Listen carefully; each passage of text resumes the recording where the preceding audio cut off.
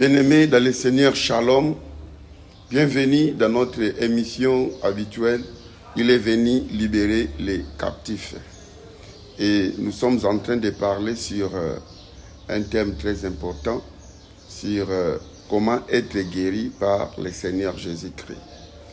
Nous avons dit qu'il y a beaucoup de gens qui ne bénéficient pas du don de guérison faite par Jésus-Christ, tout simplement parce qu'ils sont ignorants des principes de Dieu, des principes divins pour être guéris. Alors nous avons dit qu'il y a 7 principes que nous sommes en train de parler. Nous sommes en train d'évoquer l'un après l'autre et on a déjà évoqué 6, dont le premier, nous avons dit que le temps de mariage n'est pas encore passé. Je voulais dire le temps des miracles n'est pas encore passé et que la guérison physique est une partie du ministère de Jésus-Christ aujourd'hui. Donc, jusqu'aujourd'hui, Jésus continue à guérir. Deuxièmement, nous avons dit que Dieu nous a promis de nous guérir. Donc, c'est une promesse qu'il a faite et il est fidèle à sa promesse. Troisième principe, nous avons dit qu'il faut comprendre que Dieu nous veut en bonne santé, mais Satan nous veut voir en souffrance.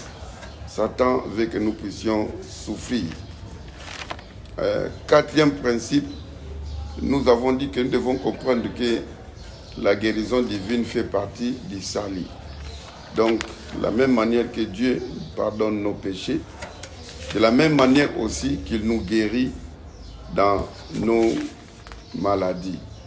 Alors, le sixième principe, nous avons dit qu'il faut croire. Croire. Lorsque nous prions, nous devons croire et qu'il écoute et nous avons réussi ce que nous avons demandé. Donc, nous avons dit que ce principe-là s'appelle la foi. Nous avons demandé à nous tous que nous devons vraiment avoir la foi en Dieu. Croire qu'il est puissant et il est capable de nous guérir.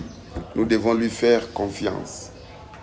Alors aujourd'hui, nous allons parler du 7e principe. Vous voyez que vous ne pouvez pas passer au principe qui vient supérieur sans que vous puissiez accomplir le principe qui a précédé. Donc ça se suit. Le 7e principe, c'est de bénir Dieu pour la réponse à votre prière et agir selon sa promesse.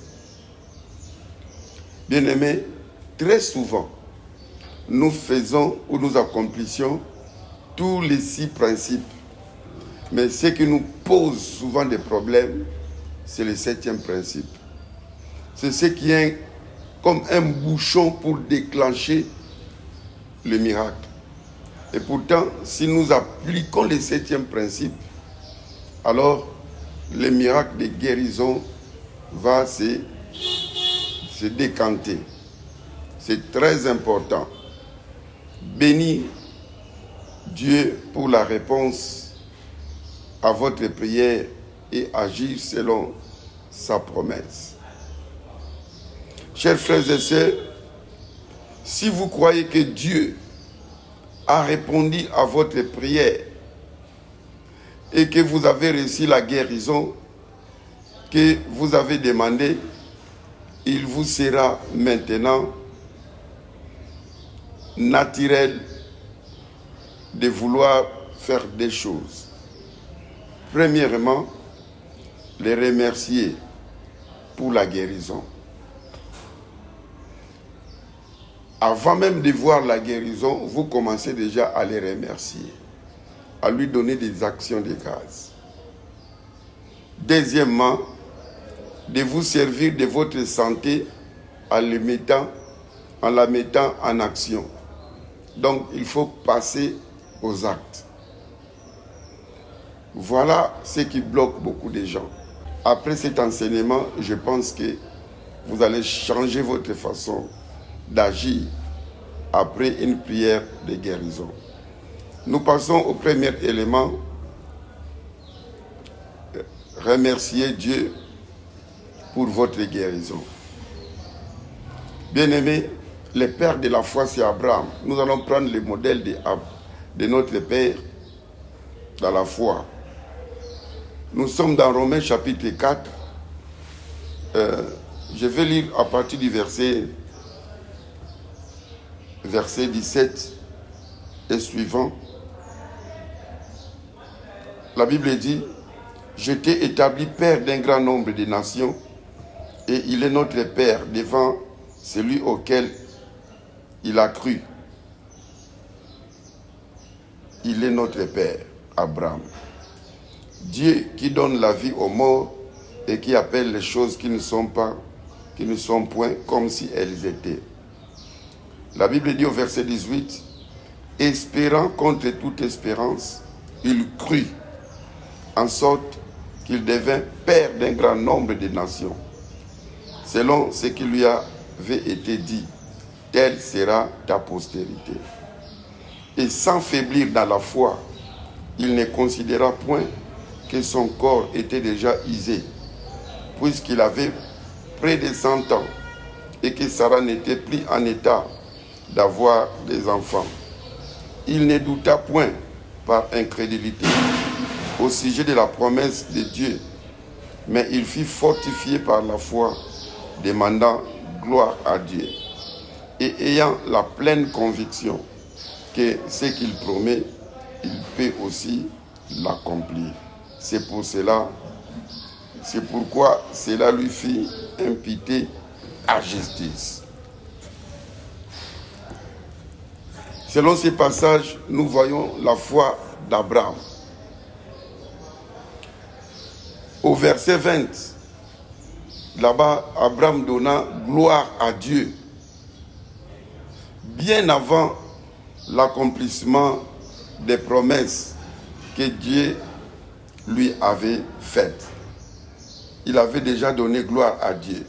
La Bible dit qu'il ne douta point par incrédulité au sujet de la promesse de Dieu, mais il fut fortifié par la foi, donnant gloire à Dieu.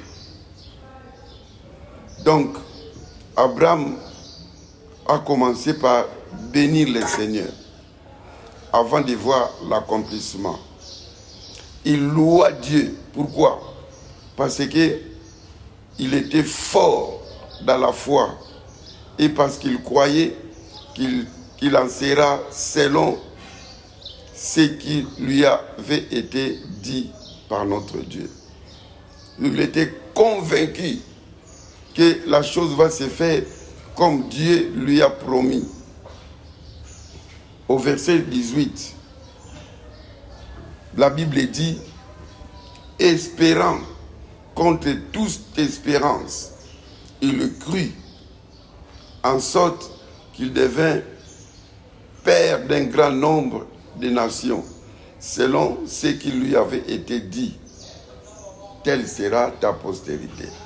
La Bible dit qu'il crut. Et il a commencé à espérer contre toute espérance. C'est-à-dire quoi? Là où on ne pouvait plus espérer. Mais Abraham pouvait commencer à dire que non, c'est possible. Vous savez, dans Ézéchiel 37, Dieu pose une question à Abraham. Il dit: fils de l'homme, regarde ces eaux. Est-ce que ça pouvait encore vivre? Alors Ézéchiel n'a pas voulu dire que non, impossible. Ézéchiel a préféré dire que non, toi tu sais. Toi tu sais. Bien-aimé dans le Seigneur. Il y a même Abraham ici, il avait cru à ce qu'on lui avait été dit, à ce que Dieu lui a dit. Il a cru que ce que Dieu a promis, il peut aussi l'accomplir. Au verset 21. Et ayant la pleine conviction que ce qu'il a promis, il peut aussi l'accomplir. Donc nous voyons que notre Dieu est formidable. Ce qu'il a promis, il peut aussi l'accomplir. Il a la puissance de l'accomplir. C'est pour cela qu'il pouvait bénir le Seigneur pour l'exaucement, même avant d'en avoir la réponse. Il a croyé à la parole de Dieu. C'est pour cela que je te dis, mon frère, ma soeur, lorsque tu as prié selon la parole de Dieu, tu dois avoir la certitude, la confiance que Dieu est capable d'agir selon ce qu'il a. Abraham n'est pas le seul d'avoir fait la louange ou les remerciements ou donner des actions de grâce après avoir prié selon la promesse. Il y a aussi Jonas. Dans le ventre du poisson, Jonas, il avait donné les actions de grâce à Dieu. Il a remercié Dieu avant même que les poissons ne puissent les vomir. Dans Jonas, chapitre 2, au verset 10, nous voyons que Jonas a donné des sacrifices de louange. Au verset 10, la Bible dit que pour moi, je t'offrirai des sacrifices avec un cri d'action de grâce. J'accomplirai le vœu que j'ai fait. Le salut vient de l'Éternel. Là, Job est dans le ventre du poisson. Il venait de faire la prière. Que Seigneur, sauve-moi. Alors, pendant que le poisson ne l'avait pas encore vomi, Job fait des sacrifices d'action de grâce. Comme résultat, alors au verset 11, le poisson va les rejeter sur les rivages. La Bible dit que l'Éternel parla au poisson et le poisson vomit Jonas sur la terre. Donc c'est pour cela, avant, si tu as demandé le voyage, avant de voyager, avant le visa, commence déjà à remercier le Seigneur. Tu as demandé le travail, avant l'embauchement, commence déjà à remercier. On a prié pour toi, pour ton cas de maladie, avant de voir les symptômes disparaître. Commencez déjà à remercier le Seigneur. C'est la même façon dans Josué. Josué et son peuple crièrent leur louange au Seigneur qui avait livré la ville de Jéricho entre leurs mains, alors même que le mur était encore debout devant eux. Le mur était encore là. Mais ils croyaient aux promesses de Dieu et ils les bénissaient pour cela. Ils agissaient selon leur foi et marchaient autour de la ville. Vous savez, Dieu leur a demandé de faire tous les 6 jours un tour, de contourner Jéricho. Et le 7e jour, ils devaient faire 7 tours, les dernières énergies. Et ils devaient maintenant lancer des cris. Lisons Josué, chapitre 6, verset 20. Nous allons voir que la Bible dit que c'est pendant qu'ils louaient, au travers des cris de joie, des cris de louange, c'est à ce moment-là que le miracle s'était écroulé. Josué chapitre 6, au verset 20. La Bible dit ceci: le peuple poussa des cris et les sacrificateurs sonnèrent des trompettes. Lorsque le peuple entendit le son de la trompette, il poussa des grands cris et la muraille s'écroula. Le peuple monta dans la ville chacun devant soi, ils s'emparèrent de la ville. Ils ont pris possession de la ville. Alors, bien-aimés, nous pouvons encore voir le cas de Josaphat. Là, nous sommes dans 2 Chroniques, au chapitre 20. Je vais lire versets 20 et 21. Dieu dit à Josaphat, devant une coalition de 3 armées qui voulaient attaquer Juda. Et Josaphat a convoqué le peuple. Ils ont prié. Ils ont dit à Dieu, regarde comment on veut nous détruire, tout ça. Alors Dieu va leur dire de mettre les chantres devant et les militaires derrière. Nous, souvent, nous mettons les médecins avant la louange derrière. Nous devons mettre la louange avant les médecins derrière. Et la Bible dit qu'ils partaient dans la louange.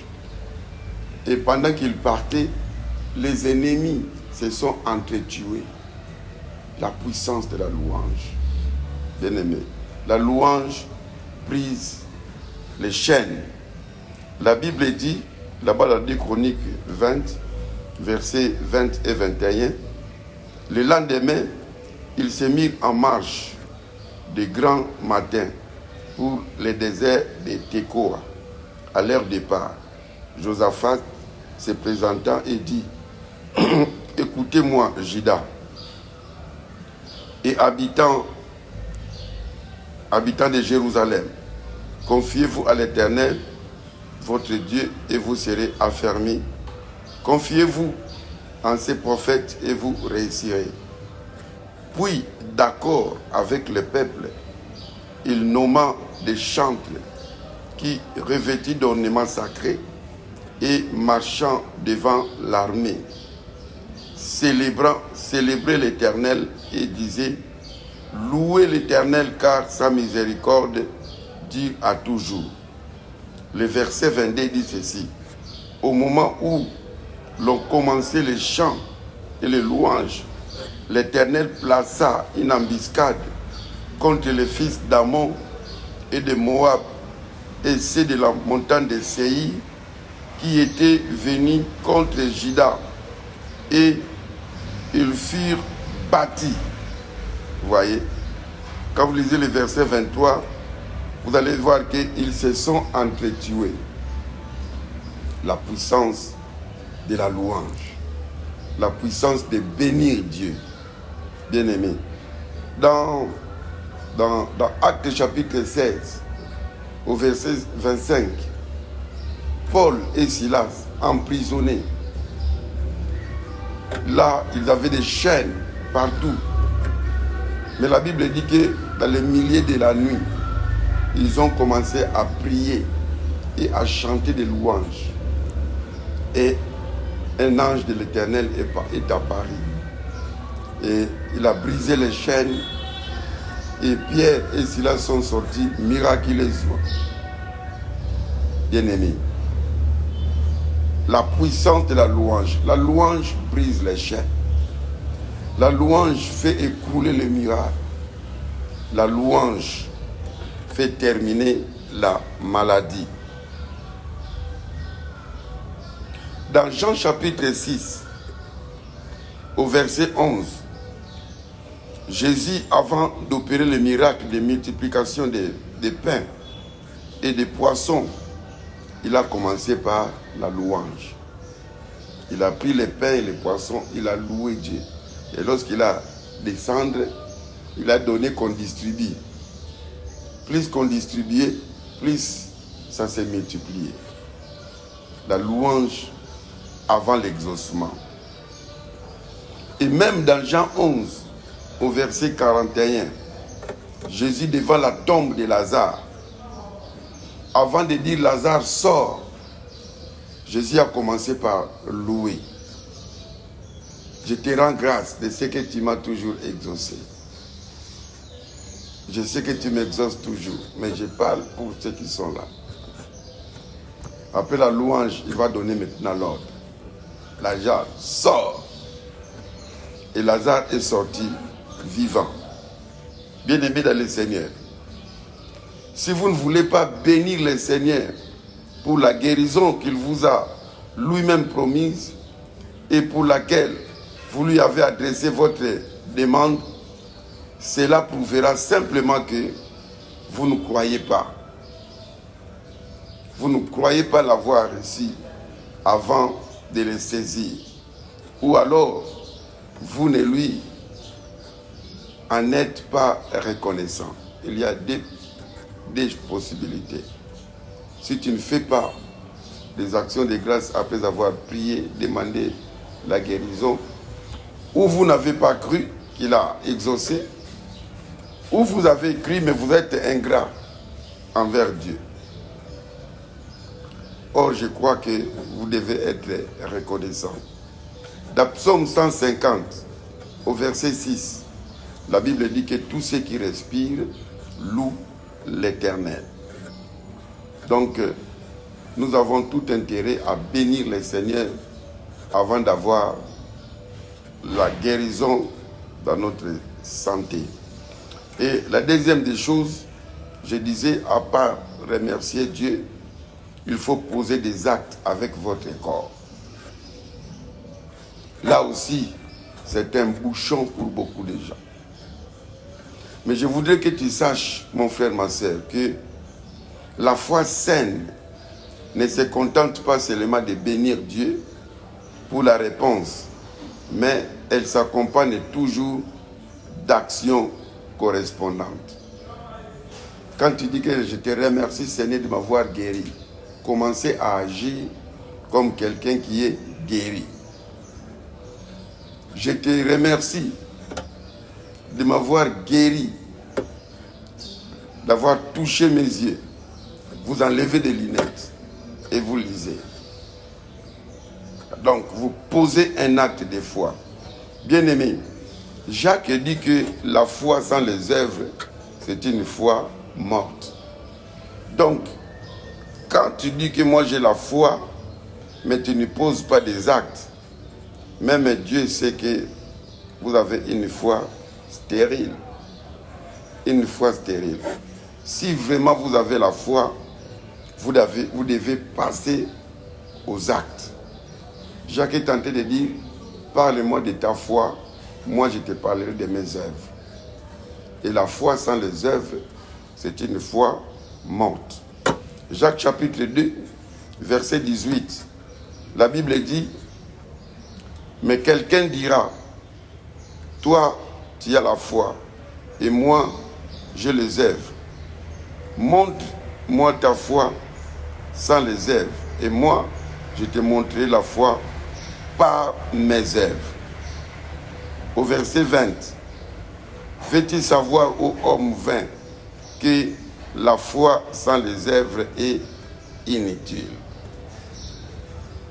La foi sans les œuvres est inutile, c'est une foi morte.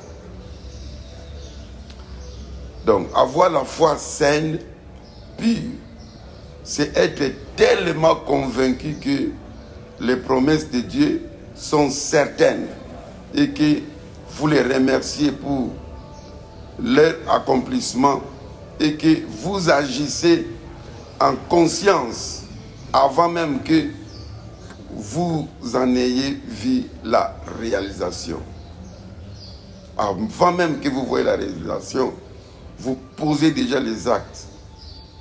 C'est celui-là, c'est cette foi qui fait que Dieu agit pour accomplir ses promesses. Quand tu passes par l'acte, alors Dieu va passer aussi pour agir. Il y a un pasteur qui nous parlait d'un miracle que Dieu a opéré dans son ministère. Le pasteur Eric Mavinga, le révérend Eric, il était dans une veille de prière et il y a un fidèle qui vient souvent qui venait toujours dans une chaise roulante. Et là, c'était un 31 décembre. Et il était là devant lui. Et pendant que l'homme de Dieu prêchait, le Saint-Esprit lui disait, donne l'ordre à ces paralytiques qui est là dans ce vélo, qu'il se lève. Le pasteur hésitait, il dit, hey, au cas où ça a échoué. Alors qu'est-ce que le pasteur a fait? Il a emballé l'église dans la prière. Il a emballé l'église dans la prière, l'église était en prière. Il est descendu, il a soufflé à l'oreille de la sœur. Lève-toi, quitte cette chaise roulante au nom de Jésus. Et la sœur aussi, il a obéi à l'ordre. Il s'est mis debout et il a commencé à marcher. L'église a applaudi. Vous voyez, le pasteur, quelque part, il était un peu hésitant, mais la sœur avait la foi qui a produit les miracles. Quand on lui a parlé, elle a cru et elle a posé l'acte. Et le Seigneur a accompli un miracle. Bien-aimés, vous pouvez franchir les 6 premiers principes de la foi que nous avons dit pour recevoir la guérison de Christ.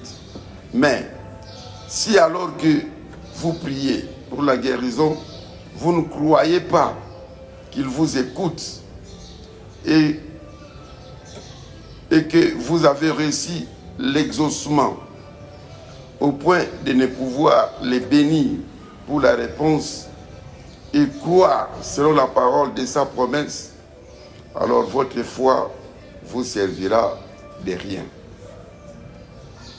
Il faut bénir le Seigneur et agir selon la promesse. Et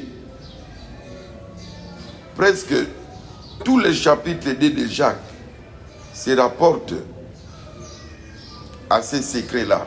Le capital de la foi, c'est agir selon sa parole. Revenons dans Jacques chapitre 2, versets 14 à 17. La Bible dit, mes frères, que sert-il à quelqu'un de dire qu'il a la foi s'il n'a pas les œuvres? La foi peut-elle les sauver?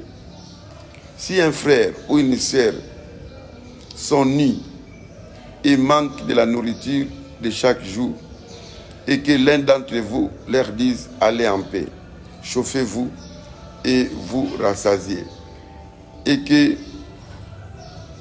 vous ne leur donnez pas ce qui est nécessaire au corps, à quoi cela sert-il? Il en est ainsi de la foi. Si elle n'a pas les œuvres, elle est morte en elle-même. Voilà ce que Jacques dit. C'est-à-dire, Jacques dit que si vous avez la foi, il faut poser des actes. J'ai la foi que je vais tenir une campagne qui me demande 50 000 $. Vous n'avez rien, mais après avoir prié, vous commencez. Vous commencez la chose et vous verrez que le Seigneur va vous accompagner. Je vous ai parlé une fois d'une fille aux États-Unis qui souffrait de tuberculose osseuse et dont il restait peu de jours de mourir, mais il a lu le Nouveau Testament et le petit livre là de Gédéon. Il est tombé dans le passage de 1 Pierre 2 où il est dit que 1 Pierre 2 verset 24, c'est par ce maîtrisure que vous avez été guéris. Lorsqu'il a lu ces passages, ça qu'on l'impose la main. Elle dit à sa maman, je n'ai pas le droit de rester dans l'hôpital parce que Jésus m'a déjà guéri. La maman dit comment? Il lui montre 1 Pierre 2, 24. Il dit à maman, on doit sortir parce que j'ai déjà été guéri. La fille a commencé à prêcher ces versets dans toutes les chambres. Écoutez, nous n'avons pas le droit de rester ici. Jésus nous a déjà guéris. Jésus nous a déjà guéris. Nous n'avons pas le droit de rester ici. Nous n'avons pas le droit de rester ici. Les malades ont dit que non, comme il lui reste des semaines de la mort, certainement il a piqué une crise. Mais la fille insistait qu'il sorte de l'hôpital. On les a fait signer les papiers et on l'a demandé de revenir tous les 2 jours. Lorsqu'elle est revenue 2 jours après, au lieu de s'empirer, la santé s'est améliorée. Il est revenu encore, ça s'est amélioré. Jusqu'à telle enseigne que quand les 2 semaines étaient accomplies, on a déclaré sa guérison totale. Et il y a des médecins dans cet hôpital qui ont donné leur vie en Jésus. C'est un exemple que j'ai tiré dans le livre des guérisons miracles du docteur Osborne. Donc, c'est pour nous montrer que prier, c'est bien, mais ça doit être accompagné par la foi. Et la foi active. Parce que Hébreux 11, verset 1 dit que la foi, c'est une ferme assurance des choses qu'on espère. Ça, c'est la foi passive. Vous avez l'assurance. Mais la partie B dit qu'une démonstration des choses qu'on espère. Tu dois savoir démontrer. Et la démonstration, là, c'est la passation aux actes. Et Dieu agrée de telles foi. Hébreux 11.6 dit que sans la foi, on ne peut pas être agréable à Dieu. Dieu n'agrée que des prières des hommes de foi. Et des hommes de foi, ce sont des hommes qui passent aux actes. Bien-aimés, des milliers de gens meurent prématurément, déclarant croire la parole de Dieu. Mais leur foi ne s'accompagne jamais des actes qui y correspondent. Ils disent qu'ils ont la foi, mais leurs actes ne correspondent pas avec leur foi. Ils ont seulement de la foi théorique, la foi passive, une ferme assurance. Mais il n'y a pas la partie B, la démonstration. Les deux doivent aller en symbiose. La foi dans le cœur et poser des actes de foi. Jacques chapitre 2, toujours, je suis beaucoup dans Jacques aujourd'hui. Chapitre 2, verset 20. La Bible dit, veux-tu savoir, ô homme vain, que la foi sans les œuvres est inutile. Toujours dans Jacques, chapitre 2, le verset 26 dit, comme le corps sans âme est mort, de même la foi sans les œuvres est morte. Voilà, bien-aimés. Donc, aussitôt que nous allons prier, il faut passer aux actes. Alors, agissez selon la parole de Dieu. Ce que la Bible dit, alors agis selon cette parole. Dans toute la Bible, les hommes de foi ont été des hommes d'action. Ils ont agi selon l'ordre donné par Dieu ou selon ce que la parole dit. Regardez, bien-aimés, Naaman malade, je suis dans 2 Rois chapitre 5. L'homme de Dieu lui dit, va te baigner 7 fois et tu seras guéri de ton lèpre. Il voulait refuser d'agir selon la parole. Il commence à dire, mais non, dans mon pays, il y a de l'eau beaucoup plus propre et tout ça. On lui dit que ce qu'on te demande est facile. Obéis seulement à la parole. Et s'il a menti, on verra. Mais quand il a obéi, il est allé se plonger pour la première fois, il n'y a pas eu de guérison. Peut-être Naaman s'est fâché. On dit que mais on a dit 7 fois. C'est à peine une fois, à peine 2 fois. Obéis d'abord. Oh, mon pasteur, qui est déjà dans la gloire, le pasteur Kamanda Mwakosa, disait toujours une phrase que je retiens toujours dans mon cœur, que quand Dieu parle, l'homme écoute, et si l'homme obéit, il y a des miracles qui s'opèrent. Bien-aimés, si nous agissons selon la parole de Dieu, si nous obéissons selon ainsi dit l'Éternel. Les paroles qui est Logos devient Réma. Mais il a suffisamment cru à la parole de Christ pour agir selon son ordre. Et il étendit sa main et fit entièrement guéri. Vous voyez, Dieu attend que nous posions l'acte. Dans Jean chapitre 5, Jésus rencontre un homme infirme et lui dit, lève-toi et prends ton lit et marche. Je suis dans Jean 5, versets 8 et 9. L'homme crut à sa parole et immédiatement mit sa foi en action et il fut rétabli. Il était rétabli. Il a fait longtemps devant la piscine. Mais quand Jésus lui a parlé de prendre son lit de marcher, il n'a pas dit que non. Depuis que je suis ici, je ne marche pas, tout ça. Mais il a mis sa foi en action. À la maison de Pierre, sa belle-mère était au lit, malade de fièvre. Nous sommes dans Luc chapitre 4, versets 38 et 39. Ce passage nous dit que Jésus chassa la fièvre. Et dans Marc 1, 31, il est dit qu'il l'a pris par la main, la même version.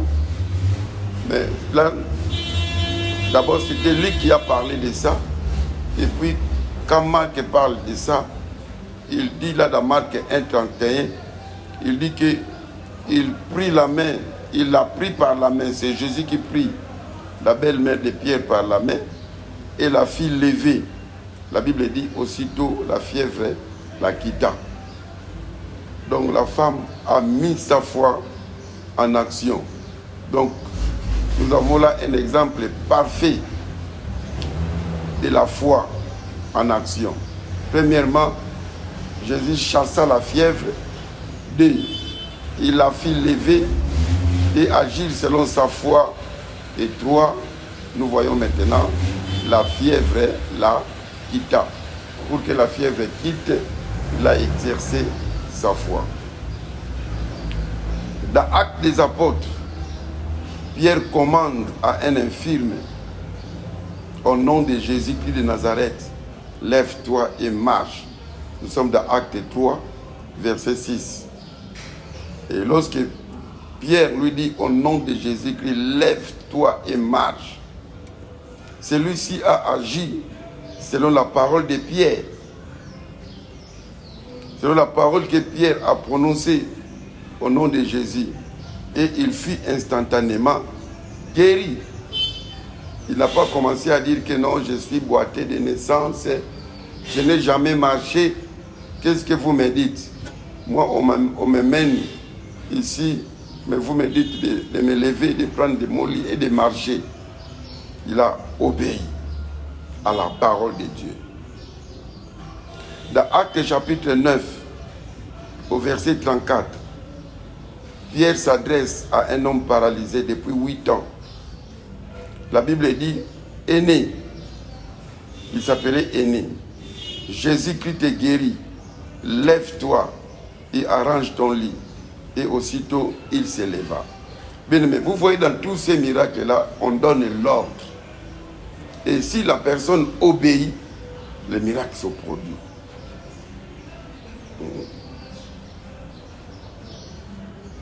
Comme je l'ai dit dans Actes 3, 6 à 8, Pierre dit au boiteux de naissance, au nom de Jésus-Christ, lève-toi et marche. Et le prenant par la main droite, et la fit lever au même instant ses pieds et ses chevilles devinrent fermes. D'un saut, il fit debout et s'est mis à marcher. Curieusement bien aimé, nous agissons selon la parole de notre facteur, c'est-à-dire que de notre poste. Si à la poste on te dit que ton argent on a crédité, nous croyons facilement. Nous croyons facilement aux paroles des médecins. Si elle nous dit, vous, si vous prenez ces comprimés matin, midi, soir, vous serez guéris.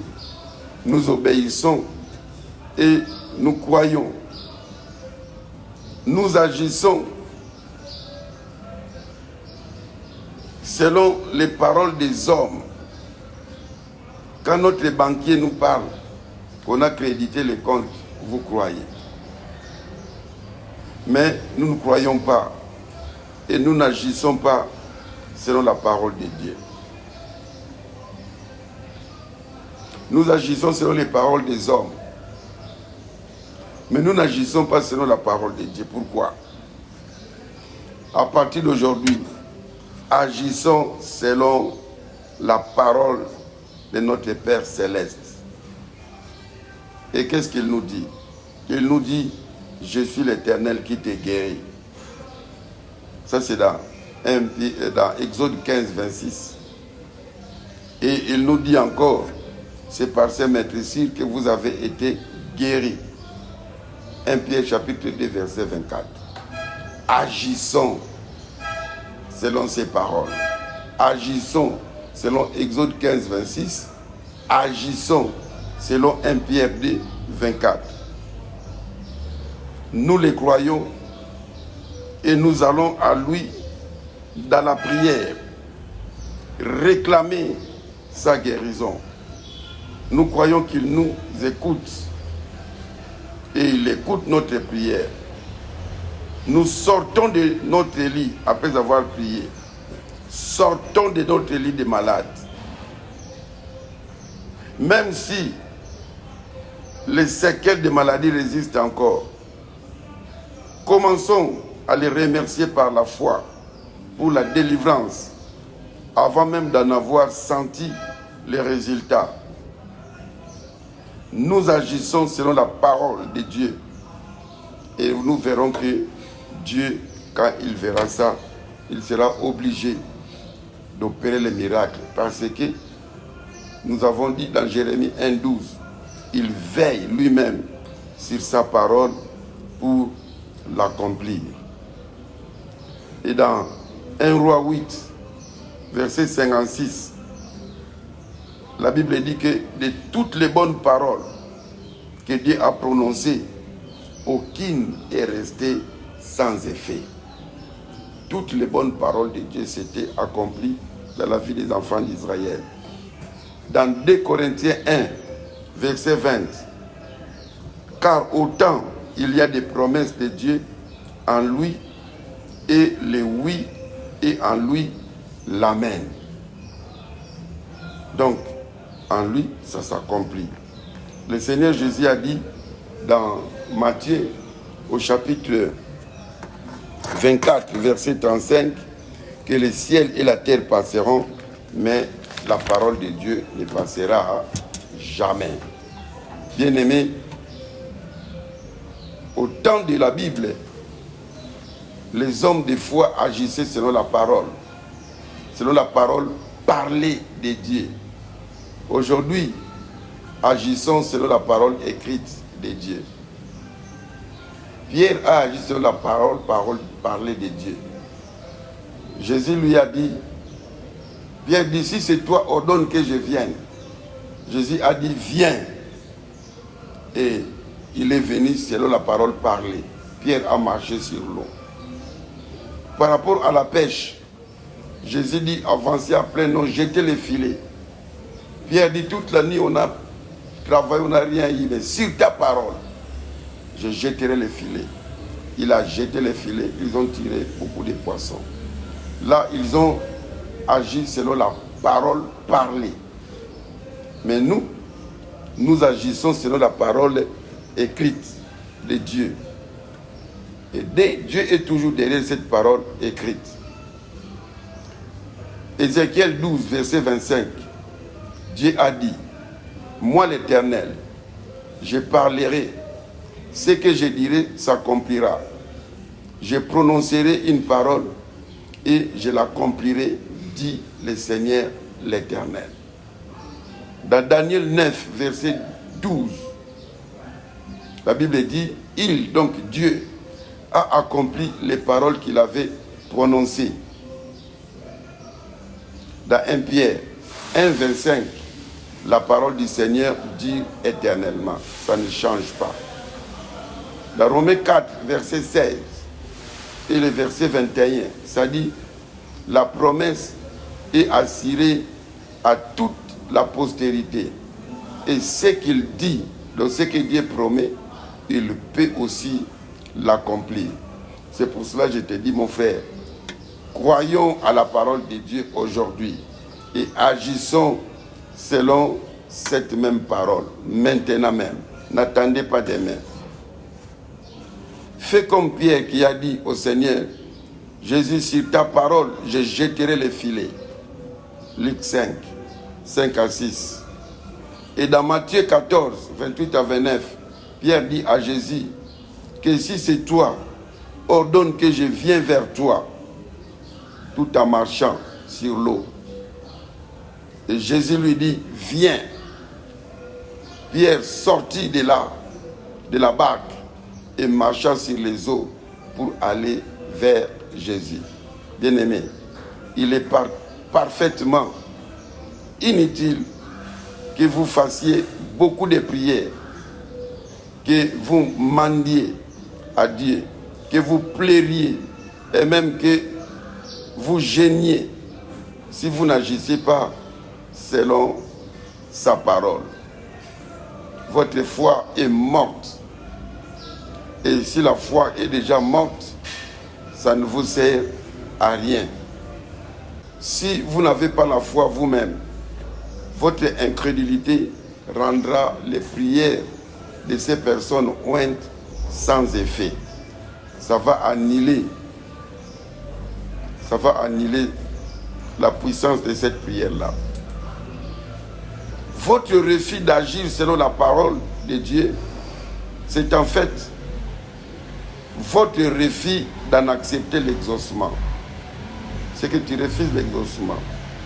Quand vous n'agissez pas selon ses promesses, cela prouve que vous ne croyez pas avoir réussi. Et Dieu n'a promis de commencer votre guérison que après que vous auriez cru avoir réussi l'exaucement. Tant que vous n'agissez pas, c'est que vous n'avez pas cru et Dieu ne fera pas sa part. Mais si vous avez été guéri, la maladie semblera plutôt devoir revenir si vous refusez d'apprendre les secrets d'agir selon la parole de Dieu. Vous voyez, beaucoup de gens, on a prié pour eux. Ils ont été guéris, mais tant qu'eux-mêmes n'ont pas cru à leur guérison, ils vont chuter. C'est ce qui fait des fois même qu'un paralytique qui a marché puisse encore tomber. Quelqu'un qui est guéri de VIH rechute encore. Pourquoi? L'incrédulité. Ça peut annuler les miracles qui s'est produit. C'est en agissant selon les promesses de Dieu qu'effectivement vous prouvez votre foi. Vous voyez la personne qui a touché, la femme qui a touché l'habit de Jésus dans Marc chapitre 5. Elle était guérie. Mais lorsqu'il a témoigné sa foi en présence de tous, Jésus a dit encore pour la deuxième fois, ta foi t'a guéri. Donc il a confirmé les miracles. Beaucoup de gens, les miracles n'ont pas été confirmés. Pourquoi? Parce que même après les miracles, ils ont continué à être incrédules.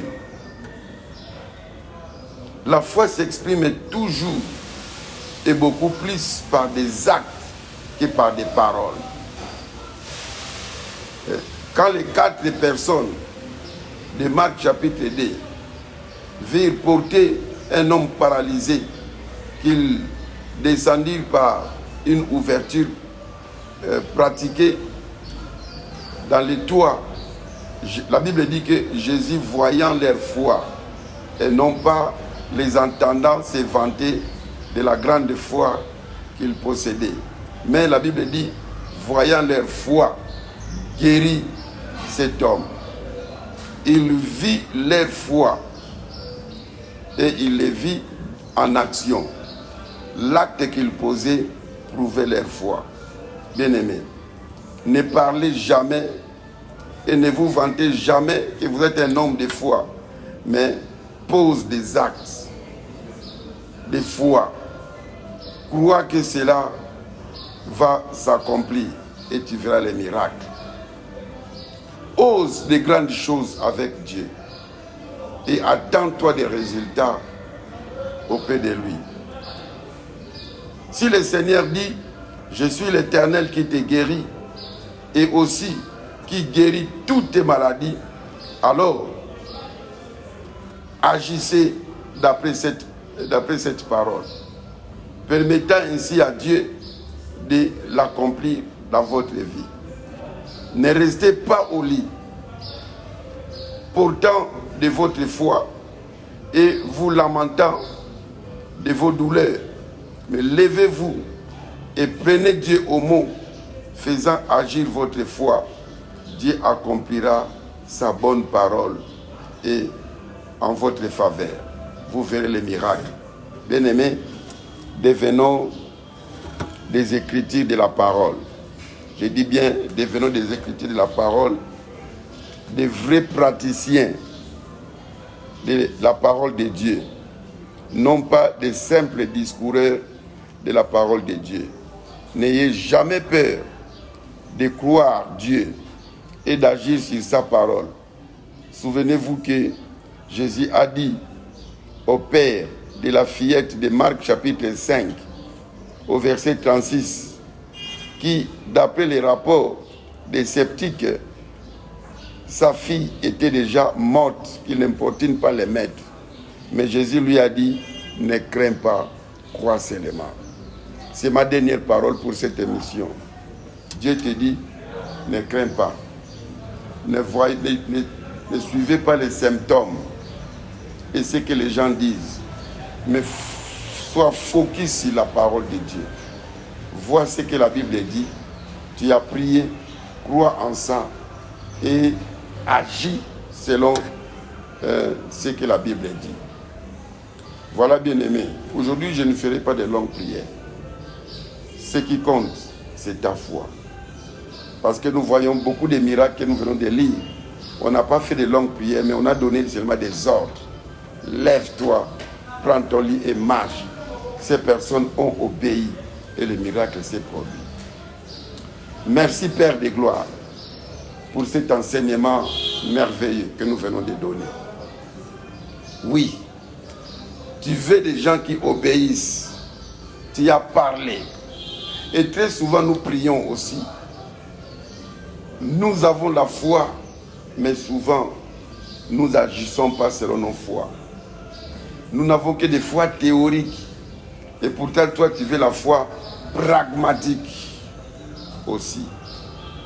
Seigneur, je prie pour ces malades qui me suivent dans son téléphone, dans son poste téléviseur, dans son ordinateur.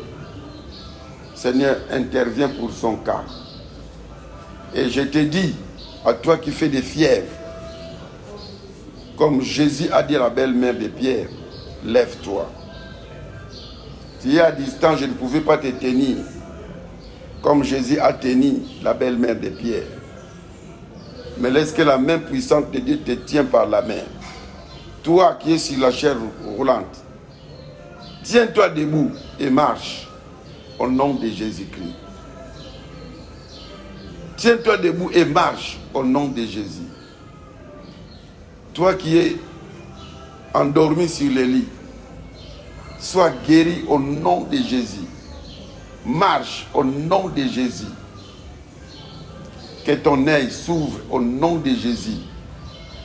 Que tes oreilles entendent au nom de Jésus. Toi qui as fait longtemps, à partir de maintenant, agis selon la femme, la jeune fille dont nous avons témoigné, qui a tout simplement lu 1 Pierre 2, 24 et qui a agi. Pendant que les symptômes étaient encore là, il confessait la guérison. À partir de maintenant, commence à confesser la guérison. Et dites avec moi, je suis guéri au nom de Jésus-Christ. Dites encore, je suis en pleine santé au nom de Jésus-Christ. Dites encore, ma vie est transformée au nom de Jésus-Christ. Dites encore, la maladie est partie au nom de Jésus-Christ. Et ce que je ne pouvais pas faire, je le fais maintenant. Au nom de Jésus. Bouge bien ton corps. Si tu avais mal, bouge bien ton corps. La main qui ne bougeait pas, bouge ça. Les pieds qui étaient devenus secs, qui étaient paralysés, même si tu es né paralysé, bouge au nom de Jésus. Puisque tu bouges, puisque tu verras que la guérison vient. Au nom de Jésus. Bouge au nom de Jésus. Déplace-toi. Commence à sauter. Commence à marcher. Parce qu'il est vivant. Il est merveilleux. Confesse ta guérison. Confesse ta guérison. Dites, je suis guéri au nom de Jésus. Je suis guéri au nom de Jésus. Encore. Je suis guéri au nom de Jésus. Quand tu dis ça, tu dois croire de tout ton cœur. La Bible dit que c'est en croyant au cœur qu'on parvient à la justice. C'est en confessant de la bouche qu'on parvient au salut. Pour la 4e fois, dites encore, je suis guéri au nom de Jésus. Pour la 5e fois, je suis guéri au nom de Jésus. Pour la 6e fois, je suis guéri au nom de Jésus. Pour la 7e fois, je suis guéri au nom de Jésus. Et ce que je ne pouvais pas faire, je le fais maintenant, au nom de Jésus. Dieu t'a guéri.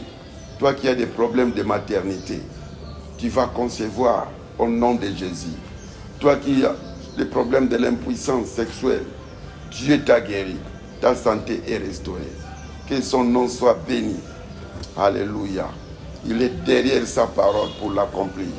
Merci Seigneur pour l'accomplissement de ta parole dans la vie de mon frère, dans la vie de ma sœur. Merci pour les témoignages. À Dieu soit la gloire, la louange. Au nom de Jésus-Christ. Bien-aimés, pour aujourd'hui, nous nous limitons par là, mais on n'a pas fini les derniers principes. C'est vrai, nous sommes en train de parler de la foi. C'est un grand chapitre. Il nous reste encore une séance par rapport au 6e principe. Et puis, une autre séance, nous allons recadrer certaines choses ou éclaircir certaines choses pour qu'il n'y ait pas de dérapage auprès des gens qui ne maîtrisent pas bien la parole. Donc je crois que la toute dernière émission aussi sera très importante pour que vous compreniez encore mieux. Pour aujourd'hui, nous nous limitons là-bas. Vous avez été touchés par le Seigneur, notre numéro est là. Envoyez-nous les messages, ça nous fera du bien, ça va encore nous fortifier. Nous savons que le Seigneur a guéri tout le monde qui a suivi cette émission et qui a prié avec nous. Si nous sommes venus dans vos maisons, dans vos ordinateurs, c'est grâce à l'ingénieur Christian Loumandi qui est toujours là pour nous aider à vous atteindre. Quant à moi, votre serviteur Simon Tsakalangoma, pasteur titulaire de l'église Centre évangélique Les Sanctuaires, nous sommes de la communauté des Assemblées de Dieu en République démocratique du Congo, plus précisément dans la ville de Kinshasa, commune de Ngaliema. Pour de plus amples détails, notre numéro est là, au bas de la page. Vous pouvez nous contacter pour besoin de prières, besoin de conseils, et nous allons vous aider dans tout cela. Que le Seigneur vous bénisse. Nous nous retrouvons prochainement. N'oubliez pas de vous abonner si vous ne l'avez pas encore fait. Et n'oubliez pas de partager auprès de vos semblables pour qu'ils bénéficient de ces enseignements et de ces moments de qualité. Vous pouvez aussi liker. Que le Seigneur vous bénisse. Vos commentaires nous serviraient.